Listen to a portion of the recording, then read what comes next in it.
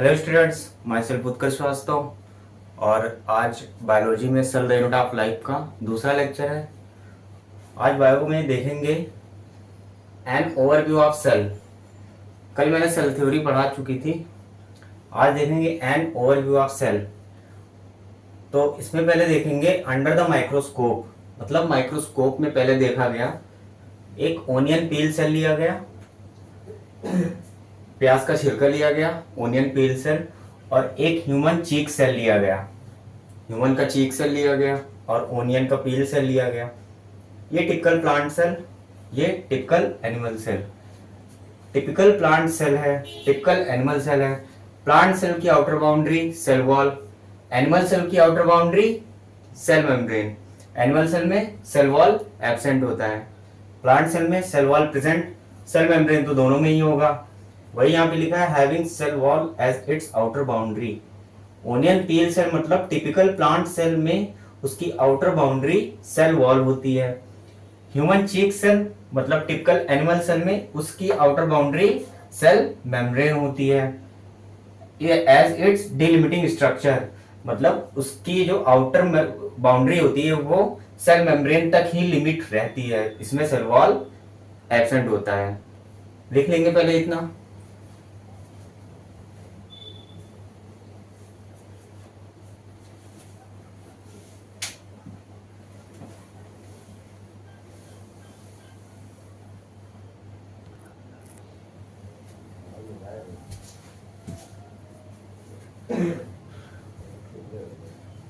अब देखिए, ये एक न्यूक्लियस है, न्यूक्लियस है, सेल के अंदर होगा, सेल के अंदर होगा, और ये एब्सेंट इन प्रोकैरियोट्स। ये कल मैंने बताया था, प्रो मतलब प्रिमिटिव, कैरियन मतलब न्यूक्लियस। प्रो मतलब प्रिमिटिव, कैरियन मतलब न्यूक्लियस। मतलब इसमें प्रिमिटिव टाइप का न्यूक्लियस होगा प्रोकैरियोट्स में, या तो एब्सेंट होगा, और यूकैरियोट्स में ये न्यूक्लियस प्रेजेंट होगा। इसी न्यूक्लियस के अंदर होता है डीएनए। ये डीएनए जो हमारी बॉडी में जेनेटिक मटेरियल की तरह एक्ट करता है। डीएनए हमारी बॉडी में जेनेटिक मटेरियल की तरह एक्ट करता है। जेनेटिक मटेरियल डीएनए अगर ये प्रोकैरियोट्स में होगा तो ये न्यूक्लियस नहीं होगा। तो ये जो डीएनए है जेनेटिक मटेरियल, ये साइटोप्लाज्म में फ्री पड़ा रहेगा। प्रोकैरियोट्स के केस में डीएनए मतलब जेनेटिक मटेरियल साइटोप्लाज्म में फ्री पड़ा रहेगा, और यूकैरियोट्स के केस में ये डीएनए जेनेटिक मटेरियल न्यूक्लियस के अंदर ऑर्गेनाइज्ड वे में होता है। न्यूक्लियस के अंदर ऑर्गेनाइज्ड वे में होता है in the case of eukaryotes. अब एक चीज और देख लीजिए, ऑर्गेनिज्म, कोई भी ऑर्गेनिज्म अगर सिंगल सेल से बना है, ऑब्वियसली यूनिसेलुलर। कोई भी ऑर्गेनिज्म सिंगल सेल से बना है, यूनिसेलुलर। कोई भी ऑर्गेनिज्म अगर बहुत सारे सेल से बना है, मेनी सेल से, तो वो मल्टीसेलुलर। कोई भी ऑर्गेनिज्म बहुत सारे सेल से बना है तो वो मल्टीसेलुलर। यूनिसेलुलर ऑर्गेनिज्म, जो सिंगल सेल से जो ऑर्गेनिज्म बना है, आर कैपेबल ऑफ, अगर वो सिंगल सेल से बना है तो वो अपने जीवन के सारे फंक्शन, अपने लाइफ के सारे फंक्शन सिंगल सेल से ही परफॉर्म करेगा। Essential function of life by the single cell, unicellular organism. Unicellular organism के केस में essential function of life by the single cell. और जो यूनिसेलुलर ऑर्गेनिज्म के केस में क्या होगा, ये इंडिपेंडेंट एग्जिस्टेंस करेंगे। सिंगल सेल अकेला सेल है तो वो इंडिपेंडेंटली काम करेगा, बिना किसी पे डिपेंड हुए। इंडिपेंडेंटली एग्जिस्टेंस, बिना किसी पे डिपेंड हुए इंडिपेंडेंट वर्क करेगा। इतना नोट कर लीजिए।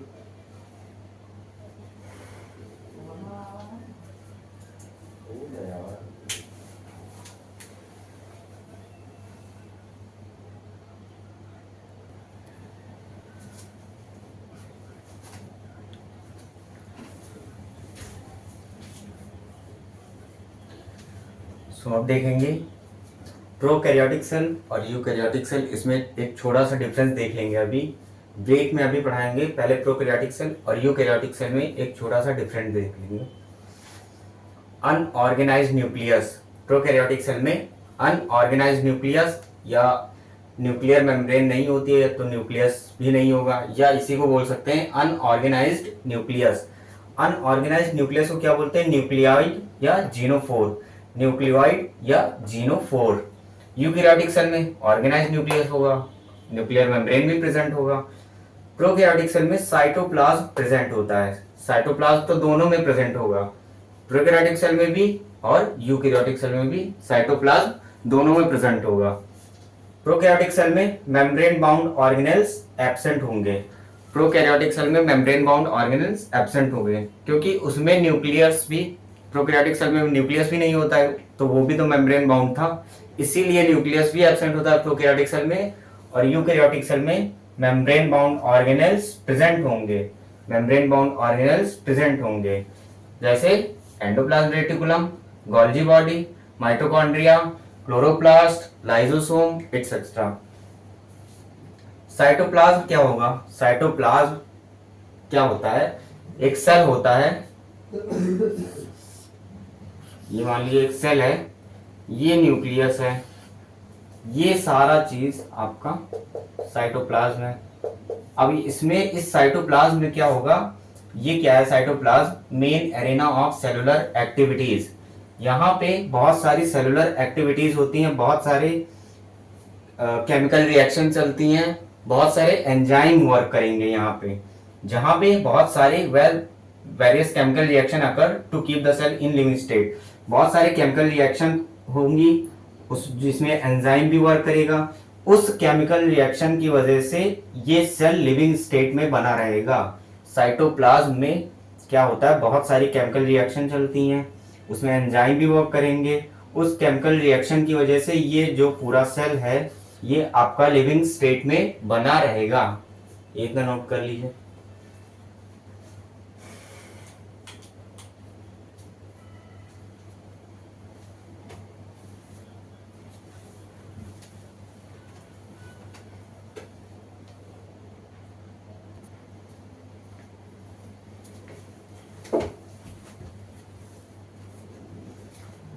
आइए तो हम बात करेंगे, थोड़ी सी राइबोसोम की बात कर लेते हैं, ठीक। उसके बाद प्रोकैरियोटिक सेल और ये सब पढ़ाएंगे, यूकैरियोटिक सेल ये सब पढ़ाएंगे। पहले राइबोसोम की बात करेंगे। राइबोसोम किसने डिस्कवर किया था? George Palade. इसके पिछले लेक्चर में मैंने बताया था राइबोसोम की डिस्कवरी जॉर्ज पैलेट ने की थी। राइबोसोम की डिस्कवरी जॉर्ज पैलेट ने की थी। इसका साइज जो होता है 15 to 20 nanometre, 15 to 20 nanometre into 10 की पावर -9 करोगे तो मीटर में चेंज हो जाएगा, इंटू 10 की पावर -9 करेंगे तो मीटर में चेंज हो जाएगा। राइबोसोम का size 15 to 20 nanometre, George Palade discovery की थी उन्होंने। अब ये राइबोसोम जो होता है वो तो नॉन मेम्ब्रेनस होता है, कल बताया, इसके पिछले लेक्चर में बताया था। राइबोसोम जो होता है वो नॉन मेम्ब्रेनस होता है, लेकिन अभी मैंने पढ़ा, आपको आप लोगों को पढ़ाया कि यूकैरियोटिक में मेम्ब्रेनस ऑर्गेनेल्स पाए जाएंगे और प्रोकैरियोट्स में नॉन मेम्ब्रेनस, तो उस हिसाब से तो ये राइबोसोम प्रोकैरियोट्स में ही होना चाहिए, लेकिन ये राइबोसोम ऐसा नहीं होता, ये राइबोसोम दोनों में पाया जाता है, found in both eukaryotic as well as prokaryotic. Eukaryotic में भी होगा, यूकैरियोटिक में भी होगा और प्रोकैरियोट्स में भी होगा, यूकैरियोट्स में भी होगा, प्रोकैरियोट्स में भी होगा, है तो नॉन मेम्ब्रेनस, लेकिन यूकैरियोट्स में भी होगा, प्रोकैरियोट्स में भी होगा। Ribosome for protein synthesis, ribosome protein synthesis, ribosome protein synthesis. बहुत सारे राइबोसोम जब एमआरएनए पर मिल जाते हैं, जब ट्रांसक्रिप्शन होता है जेनेटिक्स वाले चैप्टर में, बहुत सारे राइबोसोम जब एमआरएनए पर मिल जाते हैं, आके लग जाते हैं, तो उसको बोलते हैं पॉलीजोम या पॉलीराइबोसोम। पॉली मतलब बहुत सारे, जोम या पॉलीराइबोसोम मतलब बहुत सारे ribosome on single mRNA strand. किस लिए? ट्रांसक्रिप्शन के लिए। ट्रांसक्रिप्शन में क्या होता है? एमआरएनए से प्रोटीन बनता है, प्रोटीन बनता है, तो ये for protein synthesis. Found in cytoplasm, ribosome कहाँ कहाँ पाया जा सकता है? आपके साइटोप्लाज्म में होगा, यूकैरियोटिक और प्रोकैरियोटिक दोनों में, दोनों के सेल में होगा, साइटोप्लाज्म में होगा, क्लोरोप्लास्ट में भी होगा, बट उसका 70s होगा, क्लोरोप्लास्ट में भी होगा 70s, माइटोकॉन्ड्रिया में भी होगा 70s, रफ एंडोप्लाज्मिक रेटिकुलम में भी होगा, ठीक। क्लोरोप्लास्ट और माइटोकॉन्ड्रिया ये दोनों क्या होते हैं, सेमी ऑटोनॉमस ऑर्गेनेल्स होते हैं। क्लोरोप्लास्ट और माइटोकॉन्ड्रिया ये दोनों सेमी ऑटोनॉमस ऑर्गेनेल्स होते हैं, सेमी ऑटोनॉमस सेल ऑर्गेनेल्स होते हैं, क्योंकि क्लोरोप्लास्ट और माइटोकॉन्ड्रिया का अपना खुद का डीएनए होता है। ऐसे ये ऐसे सेल ऑर्गेनेल्स हैं ये दोनों, इनका अपना खुद का डीएनए होता है और इनके पास अपना खुद का राइबोसोम भी होता है, 70-70s का अपना खुद का राइबोसोम भी होता है। राइबोसोम दो टाइप्स के हो सकते हैं, एक तो 80s का, एक 70s का। 80s का, 70s का। 80s एस क्यों लिखा है, एस मतलब सेडिमेंटेशन कॉफिशिएंट, एस मतलब सेडिमेंटेशन कॉफिशिएंट,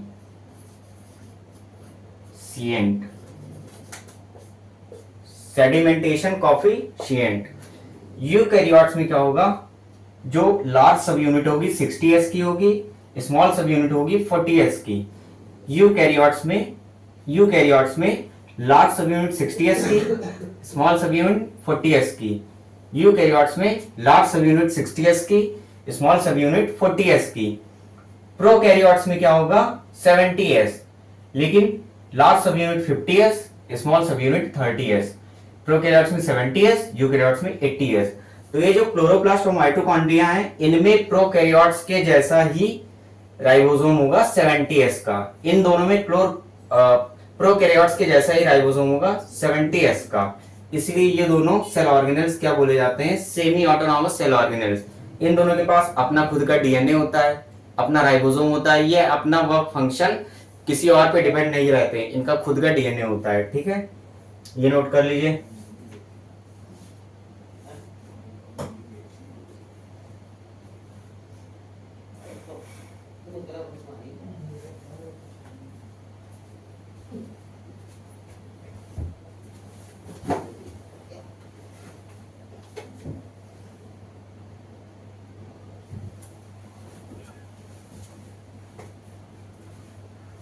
अब देखेंगे सेंट्रियोल या सेंट्रोसोम।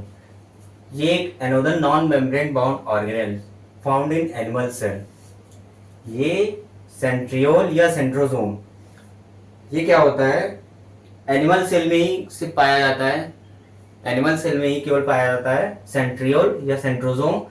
ये भी नॉन मेम्ब्रेन बाउंड ऑर्गेनेल्स होता है, लेकिन एनिमल सेल तो यूकैरियोटिक सेल है, पर ये भी पाया जाता है। क्यों, क्योंकि ये सेल डिवीजन में हेल्प करता है, for cell division, cell division में हेल्प करता है सेंट्रियोल या सेंट्रोसोम। अब इसके बाद कुछ सेल के साइज देख लेंगे और शेप देख लेंगे। माइकोप्लाज्मा स्मॉलेस्ट सेल, माइकोप्लाज्मा एक ग्रुप है, mycoplasma smallest cell 0.3 micrometre in length, in length ये ध्यान रखिएगा, लेंथ दिया हुआ है 0.3 micrometre in length. Mycoplasma smallest cell 0.3 micrometre in length. इस ग्रुप का एक ऑर्गेनिज्म है PPLO, PPLO प्लूरो लिख लेंगे यहां पे, pleuropneumonia like organism.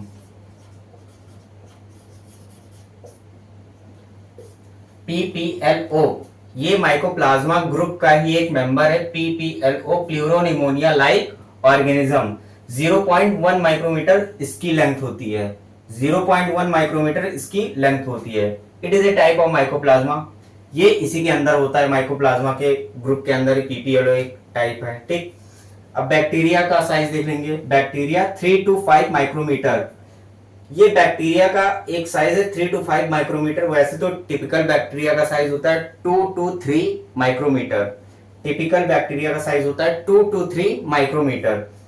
Largest isolated single cell, single cell, largest isolated single cell, largest मतलब बड़ा, आइसोलेटेड सिंगल सेल अकेला एक सिंगल सेल बड़ा सबसे क्या होता है, एग ऑफ एन ऑस्ट्रिच, एक शुतुरमुर्ग का जो अंडा होता है वो लार्जेस्ट आइसोलेटेड सिंगल सेल होता है।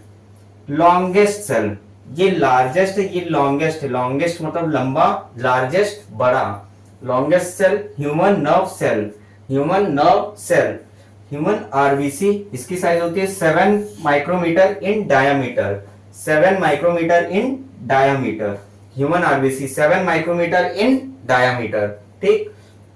Centriole, centrosome, mycoplasma, bacteria, largest isolated single cell, longest cell, human RBC. ठीक। एक और लिख लेंगे, typical eukaryotic cell, typical eukaryotic cell, इसकी साइज होती है 10 to 20 micrometre in length, 10 to 20 micrometre in length, typical eukaryotic cell 10 to 20 micrometre in length. अब देखेंगे यहाँ पे सेल की जो शेप होती है, साइज तो डिफरेंट होते ही है, शेप भी डिफरेंट हो सकती है। सेल में बी, सेल शेप में बी डिस्क लाइक, सेल शेप में भी पॉलीगोनल, सेल शेप में भी कॉलमनार, सेल शेप में भी क्यूबॉइडल, सेल शेप में भी थ्रेड लाइक, और इवन इरेगुलर भी हो सकती है, मतलब किसी भी शेप की नहीं। सेल शेप में भी disc like, polygonal, columnar, cuboidal, thread like और even irregular. If cell shape change, अगर सेल की शेप उसकी रियल शेप से चेंज कर दिए तो उसका जो फंक्शन होगा, उसका फंक्शन जो होगा वो उसके रियल फंक्शन से भी चेंज हो जाएगा। सेल की शेप अगर चेंज की तो उसका जो फंक्शन होगा वो भी चेंज हो जाएगा। ना लिखेंगे पहले,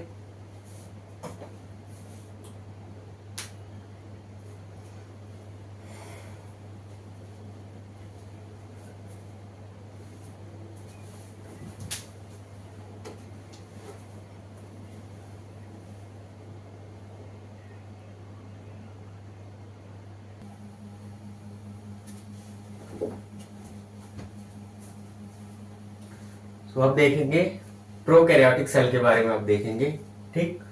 all bacteria, PPLO, mycoplasma, blue green algae, ये सारे के सारे क्या है, प्रोकैरियोटिक सेल में ही आएंगे।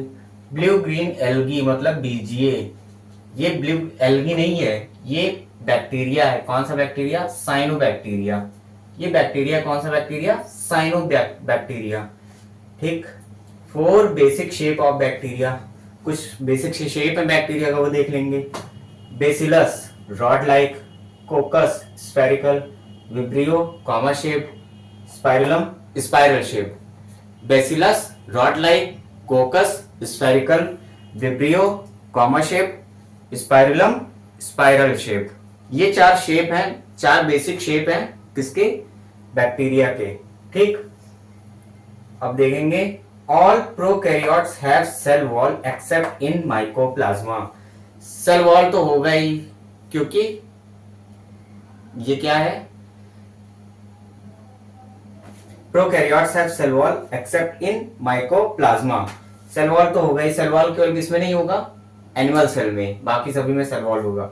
All prokaryotes have cell wall, mycoplasma में ऐसा एक्सेप्शन है जिसमें सेल वॉल नहीं होगा, और सारी प्रोकैरियोट्स में सेल वॉल प्रेजेंट होगा। ठीक।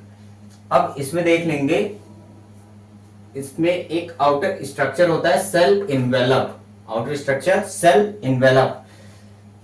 सेल इन्वेलप 3 चीजों से बना है। सेल इन्वेलप 3 चीजों से बना है। इनर, सबसे अंदर वाली लेयर, प्लाज्मा मेम्ब्रेन, सबसे अंदर वाली layer plasma membrane. Middle cell wall, middle वाली लेयर सेल वॉल। आउटर वाली लेयर ग्लाइकोकैलिक्स, आउटर वाली layer glycocalyx. Loose sheath, glycocalyx भी 2 टाइप्स की हो सकती हैं। अगर वो लूज शीथ है तो स्लाइम लेयर, अगर वो थिक टफ है तो वो कैप्सूल। अगर वो लूज शीथ है तो स्लाइम लेयर, अगर वो थिक और टफ है तो वो कैप्सूल। जैसे कैप्सूल मान लीजिए एक होता नहीं है, थिक होती है, टफ होती है, हार्ड होती है, तो एक थिक टफ है तो कैप्सूल, और लूज शीथ है तो स्लाइम लेयर। अब ये जो बैक्टीरिया है, इसमें किया क्या गया, स्टेन्ड विद बेसिक डाई। एक कोई बेसिक डाई ली गई थी, उससे स्टेन किया गया। अगर उसका सेल इन्वेलप उसके सेल इन्वेलप ने उस स्टेन को मतलब अपने ऊपर ले लिया तो वो कहलाएगा ग्राम पॉजिटिव बैक्टीरिया। अपने ऊपर ले लिया तो वो कहलाएगा ग्राम पॉजिटिव बैक्टीरिया। अगर उस सेल इन्वेलप ने उसको अपने ऊपर नहीं लिया, मतलब वो उस बेसिक डाई से कलर नहीं हो पाया, तो वो कहलाएगा gram negative bacteria. Gram negative bacteria इतना लिख लेंगे पहले।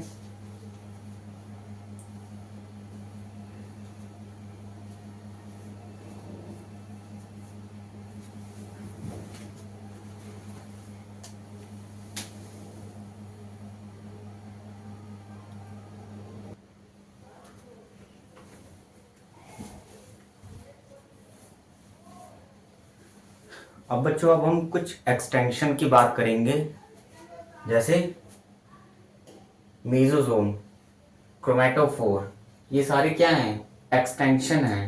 प्लाज्मा मेम्ब्रेन से एक स्ट्रक्चर निकलती है, मतलब उसी प्लाज्मा मेम्ब्रेन से ही एक स्ट्रक्चर बनती है सेल की अंदर साइटोप्लाज्म की तरफ, मेसोसोम और क्रोमेटोफोर। मेसोसोम जो होता है ये सारे बैक्टीरिया में पाए जाएंगे। मेसोसोम सारे बैक्टीरिया में ऐसा होगा कि एक प्लाज्मा मेम्ब्रेन से एक एक्सटेंशन निकलेगी अंदर की ओर साइटोप्लाज्म की तरफ, ठीक, ये सारे बैक्टीरिया में होगा। और क्रोमेटोफोर क्या होगा? ये केवल ब्लू ग्रीन एल्गी मतलब साइनोबैक्टीरिया में होगा। क्रोमेटोफोर केवल साइनोबैक्टीरिया में होगा, प्लाज्मा मेम्ब्रेन से एक्सटेंशन होगी अंदर की तरफ साइटोप्लाज्म में, ये केवल साइनोबैक्टीरिया में होगा। Blue green algae. क्रोमेटोफोर मतलब कलर, क्रोमा मतलब कलर, तो मतलब इसमें क्या होंगे? पिगमेंट भी ये कंटेन करेगा। क्रोमा मतलब कलर, कलर मतलब pigment. Another membranous extension into the cytoplasm in cyanobacteria. Cytoplasm में एक्सटेंशन होगा मेम्ब्रेन से, सेल मेम्ब्रेन से अंदर की तरफ साइटोप्लाज्म में एक्सटेंशन होगा which contain pigment, ठीक। Mesosome extension of plasma membrane, दोनों ही एक्सटेंशंस किसके हैं? प्लाज्मा मेम्ब्रेन के, दोनों ही एक्सटेंशन प्लाज्मा मेम्ब्रेन के हैं। ये भी इनटू द सेल मतलब सेल के अंदर की तरफ साइटोप्लाज्म में आएगा, वो भी बस क्या है, ये सारे बैक्टीरिया में होगा और ये केवल साइनोबैक्टीरिया मतलब ब्लू ग्रीन एल्गी में ही होगा। मेसोसोम क्या करता है? ये increase surface area of plasma membrane. भाई प्लाज्मा मेम्ब्रेन अंदर की तरफ थोड़ा सा धंसा, उसी का नाम दे दिया हम लोगों ने मेसोसोम। तो ऐसे धंसा जब, तो उसने सरफेस एरिया अंदर की तरफ इंक्रीज कर लिया। Mesosome increase surface area of plasma membrane, ठीक। अब इसके एक्सटेंशन किस फॉर्म में हो सकते हैं? तो वेसाइकल्स, दूसरा ट्यूब्यूल, तीसरा लैमेली। मेसोसोम के एक्सटेंशन 3 फॉर्म में हो सकते हैं, वेसाइकल्स, ट्यूब्यूल्स, लैमेला। या तो वेसाइकल्स के फॉर्म में अंदर सेल मेम्ब्रेन से एक्सटेंड हो सकता है, या तो ट्यूब्यूल्स के फॉर्म में सेल मेम्ब्रेन से एक्सटेंड हो सकता है, या लैमेली के फॉर्म में सेल मेम्ब्रेन से एक्सटेंड हो सकता है। इसके मेसोसोम के फंक्शन क्या होंगे? पहला फंक्शन तो यही हो गया आपका, increase surface area of plasma membrane. फिर सेल वॉल फॉर्मेशन भी करता है ये, सेल वॉल फॉर्मेशन, नई सेल वॉल बनाएगा। डीएनए रेप्लिकेशन भी करता है ये। हेल्प इन रेस्पिरेशन, रेस्पिरेशन में भी हेल्प करता है। हेल्प इन सिक्रेशन, सिक्रेशन में भी हेल्प करता है। वेसाइकल वाला इसका जो फॉर्म है वो सिक्रेशन में भी हेल्प करता है। और अभी जो मैंने बताया था ग्राम पॉजिटिव ग्राम निगेटिव, जो इसके पहले अभी बताया था, उसमें कुछ एग्जांपल आप देख लीजिए चाहे तो। ग्राम पॉजिटिव बैक्टीरिया हैं लैक्टोबैसिलस, स्टेफाइलोकोकस, ये 2 bacteria gram positive. Gram negative में भी 2 bacteria, agrobacterium, Pseudomonas. 2 bacteria gram positive, 2 bacteria gram negative. Lactobacillus, staphylococcus gram positive, agrobacterium, Pseudomonas gram negative. Mesosome ये हो गया। क्रोमेटोफोर, अब थोड़ा जो प्रोकैरियोट्स में जो जेनेटिक मटेरियल होते हैं उनके बारे में देख लीजिए। जीनोमिक डीएनए प्लस प्लाज्मिड, इसमें प्रोकैरियोट्स में जेनेटिक मटेरियल एक जीनोमिक डीएनए तो उसका होता ही है, प्लस एक प्लाज्मिड भी होता है, ये एक्स्ट्रा क्रोमोसोमल डीएनए इसको बोलते हैं। प्लाज्मिड, इसको क्या बोलते हैं? Extra chromosomal DNA, extra chromosomal DNA होता है प्लाज्मिड। ये प्लाज्मिड क्या होता है? Small circular resistance to antibiotic, मतलब कोई भी एंटीबायोटिक जैसे दवा खाए वो इस पे वर्क नहीं करेगा। कोई भी एंटीबायोटिक इस पे डालोगे इस पे वो वर्क ही नहीं करेगा, इसको कोई इस पर कोई इफेक्ट डाल ही नहीं पाएगा, इसीलिए वो रेजिस्टेंट टू एंटीबायोटिक है। जेनेटिक मटेरियल नेकेड होता है, मतलब ये नंगा पुंगा पड़ा होता है, नेकेड, क्योंकि न्यूक्लियर मेम्ब्रेन एब्सेंट होती है, तो न्यूक्लियस के अंदर जो जेनेटिक मटेरियल है वो साइटोप्लाज्म नहीं होगा, because nuclear membrane absent, because nuclear membrane absent. इतना लिख लेंगे पहले आप लोग।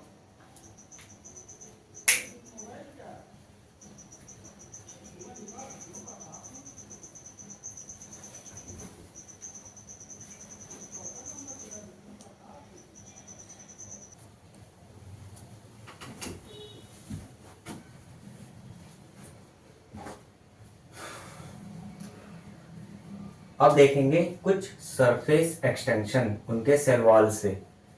बैक्टीरियल सेल में भी मोटाइल और non motile, bacterial cell motile भी हो सकते हैं और नॉन मोटाइल भी हो सकते हैं। अगर उनमें फ्लैजेला प्रेजेंट है तो वो मोटाइल होंगे, और फ्लैजेला एब्सेंट है तो वो नॉन मोटाइल होंगे। फ्लैजेला क्या होता है, लोकोमोशन में हेल्प करता है बैक्टीरिया की। Flagella flagella for locomotion, flagella locomotion में हेल्प करता है बैक्टीरिया की। ठीक, अगर फ्लैजेला प्रेजेंट है तो बैक्टीरिया मोटाइल होगा, फ्लैजेला एब्सेंट तो बैक्टीरिया नॉन मोटाइल। ये देख लीजिए, flagella filamentous extension from their cell wall outer side. हमने जो अभी पढ़ा था मीजोसोम और क्रोमेटोफोर, वो भी सरफेस एक्सटेंशन है लेकिन इनर साइड में, और किससे, प्लाज्मा मेम्ब्रेन से इनर साइड में। ये सारे सरफेस एक्सटेंशन किससे हैं, सेल वॉल से आउटर साइड में। Filamentous extension from their cell wall outer side. Flagella made up of filament, hook, basal body. Flagella क्या है, फ्लैजेला के 3 पार्ट हैं, एक फिलामेंट, एक हुक, एक बेसल बॉडी। बेसल बॉडी से वो चिपका रहता है, फिर थोड़ा सा हुक निकला रहता है, और फिलामेंट ये longest part, filament longest part, filament hook basal body, filament longest part. Flagella के अलावा 2 और स्ट्रक्चर होते हैं सरफेस स्ट्रक्चर, एक पिलाई, एक फिम्ब्री। पिलाई और फिम्ब्री। पिलाई क्या होता है, elongated tubular structure, elongated tubular structure मतलब ट्यूब लाइक स्ट्रक्चर। ये किससे बना होता है, पिलिन प्रोटीन से। ये किससे बना होता है, पिलिन प्रोटीन। ये एक स्पेशल प्रोटीन है, पिलिन प्रोटीन। इससे क्या बनाता है, पिलाई, इलॉन्गेटेड ट्यूबुलर स्ट्रक्चर। ये बैक्टीरिया के रिप्रोडक्शन में हेल्प करता है, ये स्ट्रक्चर बैक्टीरिया के रिप्रोडक्शन में हेल्प करता है। फिम्ब्री क्या होता है, ब्रिसल लाइक फाइबर, मतलब ये एक फाइबर की तरह होता है फिम्ब्री, जो अटैचमेंट में हेल्प करता है, बैक्टीरिया की अटैचमेंट में। जैसे आप देखेंगे रॉक्स में, समुद्र के किनारे जो रॉक्स पड़े होते हैं, चट्टान पड़ी होती है, उस पे अगर बैक्टीरिया चिपके हैं तो उस बैक्टीरिया को कौन चिपकाए रहता है उन रॉक से, फिम्ब्री, जिससे लहरें आती जाती रहती है, लेकिन बैक्टीरिया उन रॉक्स पे चिपके ही रहते हैं फिम्ब्री की वजह से। Bristle like fibre help in attachment, वो फिम्ब्री एक स्ट्रक्चर होता है बैक्टीरिया में, उसी की वजह से। ये जो पिलाई और फिम्ब्री हैं, ये another surface structure which not help in locomotion. ये दोनों लोकोमोशन में हेल्प नहीं करेंगे, लेकिन ये जो फ्लैजेला है ये बैक्टीरिया को लोकोमोशन में हेल्प करेगा। अगर फ्लैजेला प्रेजेंट है तो वो मोटाइल, फ्लैजेला एब्सेंट है तो वो नॉन मोटाइल। ठीक, इतना नोट कर लेंगे पहले।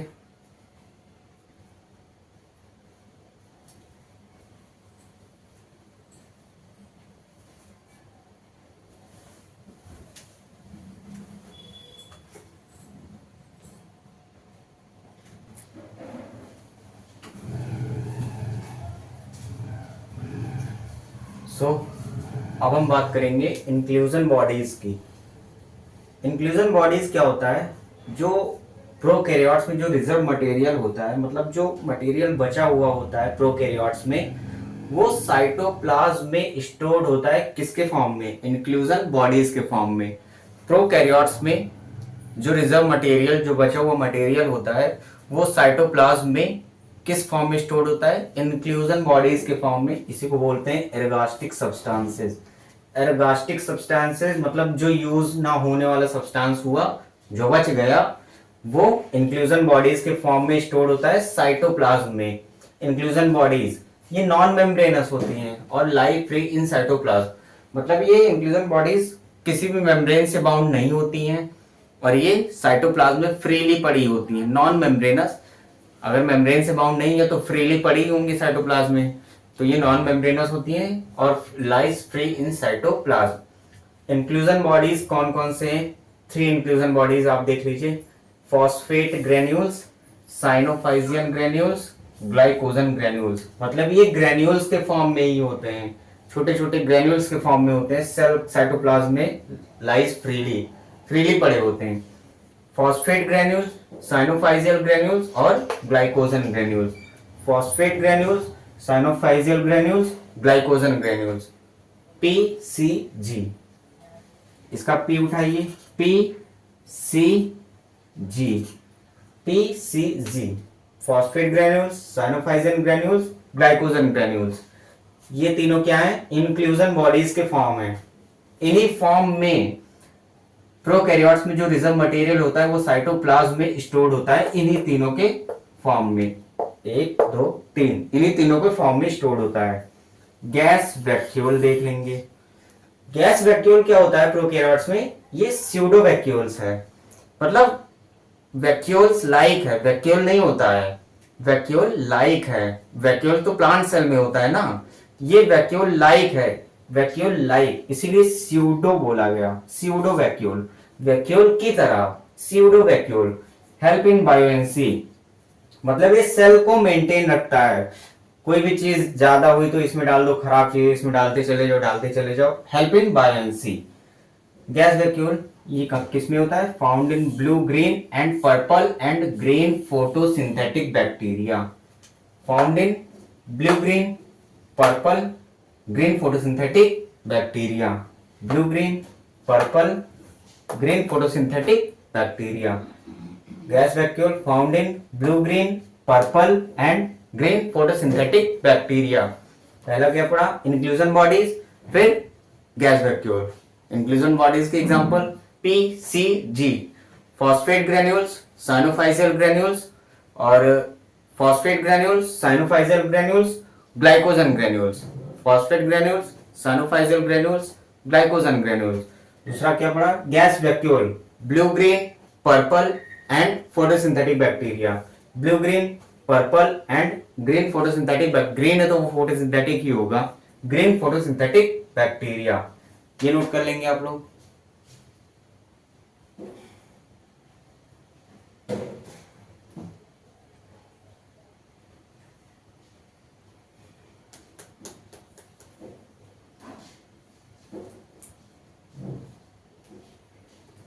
ठीक है, अभी के लिए यहां तक ही रखते हैं। ये प्रोकैरियोट्स का ब्रीफ अकाउंट हो गया और इसका एक स्ट्रक्चर से इसको आप लोगों को कल समझाएंगे इसके अगले लेक्चर में, और उसी में स्टार्ट करेंगे हम लोग यूकैरियोटिक सेल के बारे में। प्रोकैरियोट्स यहाँ पे खत्म होता है और नेक्स्ट लेक्चर में इसका डायग्राम थोड़ा बहुत समझाएंगे, उसमें डायग्राम से भी, और फिर स्टार्ट करेंगे यूकैरियोटिक सेल, उसमें उसका brief account. Okay, thank you.